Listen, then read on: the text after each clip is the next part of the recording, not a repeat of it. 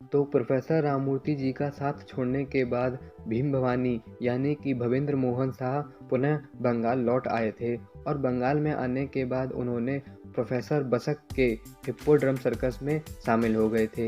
यह एक अन्य सर्कस था जहां पर भीम भवानी ने यह फैसला किया था कि वह इस सर्कस में शामिल होकर लोगों के सामने तरह तरह के बल प्रदर्शन दिखाएंगे। वहां पर प्रोफेसर राममूर्ति जी अपने सर्कस के माध्यम से संपूर्ण विश्व भर में अपनी शक्ति का परचम लहरा रहे थे और यहाँ पर भीम भवानी भी पुनः बंगाल में आ गए थे और वह प्रोफेसर बसक के सर्कस में शामिल हो गए थे और वह वहाँ पर लोगों के सामने तरह तरह के शक्तिशाली प्रदर्शन करके दिखाते थे।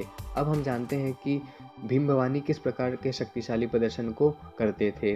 तो भीम भवानी राममूर्ति की तरह ही दो मोटर कार को अपने हाथों से रोकते थे। जिस प्रकार से प्रोफेसर राममूर्ति अपने एक हाथ से एक कार को और दूसरे हाथ से दूसरी कार को रोकते थे, उसी प्रकार से भीम भवानी भी दो कार को एक साथ अपने भुजाओं के बल से ही रोक कर दिखाते थे। सीमेंट के बैरल को यानी कि सीमेंट की भारी भारी बोरियों को जिस पर 6 व्यक्ति बैठे हुए होते थे, उसको उस भारी वजन को वह मात्र अपने दांतों के बल से ही खींच कर दिखाते थे। इस प्रकार के बलशाली प्रदर्शन वह सभी लोगों के सामने करके दिखाते थे। वह इसके अलावा भी और भी शक्तिशाली प्रदर्शन करते थे, जिसमें वह अपनी छाती पर 40 मन के पत्थर को अर्थात कि एक मन में 40 किलो होता है, यानी कि 1600 किलो भारी वजनी पत्थर को अपनी छाती पर रखवाते थे और उसी पत्थर पर गिने और उसी पत्थर पर 20 लोगों को और बिठवाते थे। यानी कि इतने भारी वजन को भीम भवानी भी अपनी छाती पर सहते थे और लोगों के सामने इस प्रकार के बल प्रदर्शन को करके दिखाते थे। आप विश्वास मानो या ना मानो, लेकिन भीम भवानी भी वास्तव में प्राणायाम के द्वारा ही इतने शक्तिशाली बने थे, क्योंकि बिना प्राणायाम के इतने शक्तिशाली बनना असंभव ही है, क्योंकि प्राणायाम ही है जो हमको इतना शक्तिशाली बना सकता है। आज के समय में प्राणायाम तो सभी लोग करते हैं, लेकिन कोई भी शक्तिशाली नहीं है। इसका मुख्य कारण यही है कि प्राणायाम के रहस्य को कोई जानता नहीं है।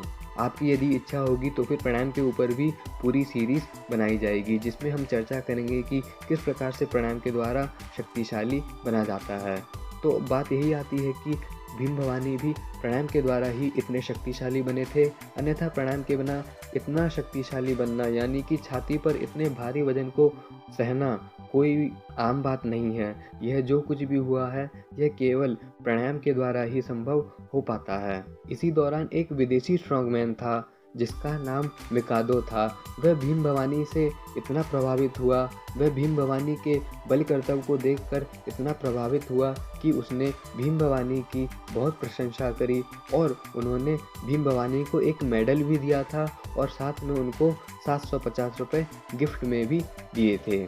तो इस प्रकार से हम जान सकते हैं कि भीम भवानी भी वास्तव में शक्तिशाली थे। जिस प्रकार के बल प्रदर्शन राममूर्ति जी कर सकते थे, उसी प्रकार के बल प्रदर्शन भी भीम भवानी कर लेते थे।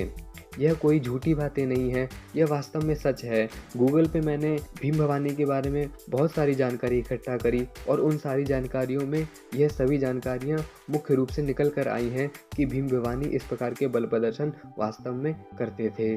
और आप जानते ही हो कि राममूर्ति जी भी इस प्रकार के बल प्रदर्शन करते थे। तो फिर उस समय प्राणायाम के द्वारा ही इतना शक्तिशाली बना जा सकता था और भीम भवानी ने भी प्राणायाम के द्वारा ही इतनी शक्ति को अर्जित किया होगा। आगे की वीडियो में हम जानेंगे कि भीम भवानी राममूर्ति से भी अधिक शक्तिशाली थे और राममूर्ति जी तो सिर्फ 2 कार रोकते थे, लेकिन भीम भवानी ने एक बार 3 कार को अपने हाथों से ही रोक कर दिखाया था, जिसकी चर्चा हम अगली वीडियो में करेंगे।